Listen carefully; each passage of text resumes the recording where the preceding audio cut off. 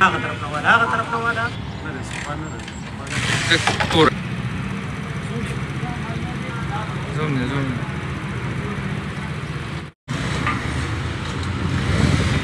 میا صاحب نواز شریف په وخت کې به چې کوم دی موږ د 150 روپو پیټرول واچول نو 200 روپۍ مزدوري به مې پرې ځان له وکړه. اوس په دې دور کې دغه دی نه د 300 روپو پیټرول ما واچول دا لسته زه په یقین سره وایم چې زه د ماښامه پورې وګرځم دا به ختم کړم ایله به پې یا دا پوره کړم او یا به پې پوره نه کوم که نه 110 دي جي او خلک را سره جګړې کوي په عذابۍ یم جي او ورسره ته اور په بیه دي روزانه خیږي او کوزېږي ریټونه موږ ځان له پیټرول چې ډېر زیات ګران شو د خلکو د وس نه چې کوم دی بار شو خلک ځان له چې کوم د رزق نه شپې دا کولی نو دا به څنګه دغه کي دې باره کې خو موږ دا وایو چې الله دې زموږ په حال رحم وکړي. موږ عملونه را روانه روژه کې اوس هر یو څیز د اور په بیه غوښه په 400 روپۍ باندې اوس کیلو کړه. پیټرول ګران شو، ډیزل ګران شو، زور ټول غریب له راځي. یو ریټ یو ماښام بل ریټ یې ته پوه شوې او په لاولې ویله چې موږ یې نه ګرانو سمري ورته ولېږله اوګره لاولې ویل چې نه ګرانو بیا دوباره 2 ورځې پسې وویل چې 9 روپۍ ګرانو. نو دا نوی پاکستان دی دا سر وخپې په موږ باندې کوي. دا سلیکټډ وزیر اعظم راغلی دی او دا لانجې به کوي خدای ته وګوره دیو دا په تېښته دی خو چې اوس به کله تښتي. زه وایم چې د حکومت او د دغه کسانو له پکار دي چې دله یو سپیشل جاز ورکړي او ایسته وتښتي سره د فیملي وتښتي نو ډېره به ښه د عوامو باندې به د عذاب نه به خلاص شي. او زه ورته قسمیه کوم چې زه د سټیشنرۍ کار کوم سټیشنرۍ دکان مې دی یو تر پاکستان چې جوړ شوی په 1947 کې نو اوسه پورې چا په سټیشنرۍ په بالپین باندې ټیکس نو لګولی. دا سلیکټډ وزیر اعظم چې رالی نو د یو کیلو کاغذ د کاپۍ یو کیلو کاغذ د چورسی نه بوتو 115 روپو لا 30 روپۍ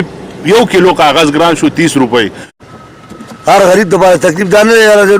ته چې بس نن 15 روپۍ کوي او سبا بس لږ شي نو دې نه څه جوړېږي اخر غریب خپل خېټ نشي ساتلی نو دې څه به څه کوي. پکار دی ته موږ اپیل کوو چې موږ ټولو د دغه مکمل سپورټ کړی دی او مهرباني دې وکړي چې دا د غریبانو خلکو سره ریلیف د غریبانو له ورکړي او دا کم چې غلا کړي کم کرپشن کم کیسونه دي او کم چا د ملک لوټ کړی دی هغه خلک دې راونیسي ټول ادارې ورسره دي ټول د ملک باچا د اختیار ورسره دي. نو زموږ دلته دا عاجزانه درخواست دی چې دا د مهرباني وکړي چې غریب له دې زور نه ورکوي. ټکسونه دي چې کوم خلکو باندې په صحیح طریقې سره ټکسونه نه ورکوي د هغوی د ټکسونه دي او دا کم چې غلا کړې ده د هغوی خلاف د سخت کرپشن او د هغوی احتساب دې وکړي. زموږ خو د دغه اپیل د مهرباني دې وکړي چې غریبانو له دې نور زور نه ورکوي. دا هر یو څیز له چې ورځي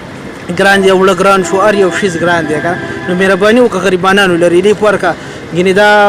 دا داسې خلک دی چې مقاید له درکړې ده او که ته دغه شانتې دا غریبانان په عذابې نو راتلونکي وخت دپاره به ستا هم اخرۍ پیره شي اورې. زما روزګار بزنسمین یم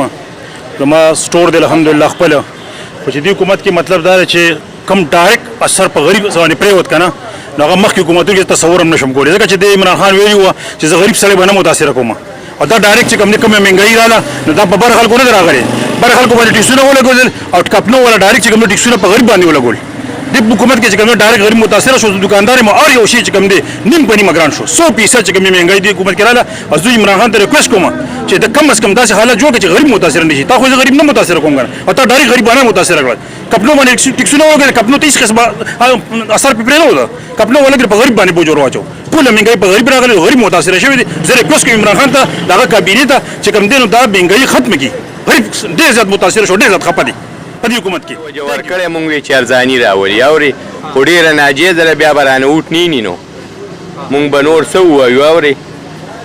بس مهنګایي ډېره راوسته غریبانان یې تباه کړل نو نیمه سوداګانې یوازې پېټرول نه هر یو شی نیم په نیمه ګران شو اوري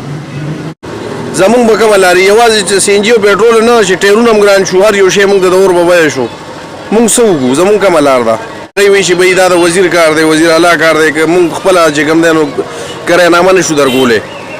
دا زمونږ کرایه چې کوم دی نو د 93 روپۍ د کیلو سی ان جي نه دا کرایي ده اوس په 120 روپۍ باندې کیلو سی ان جي ده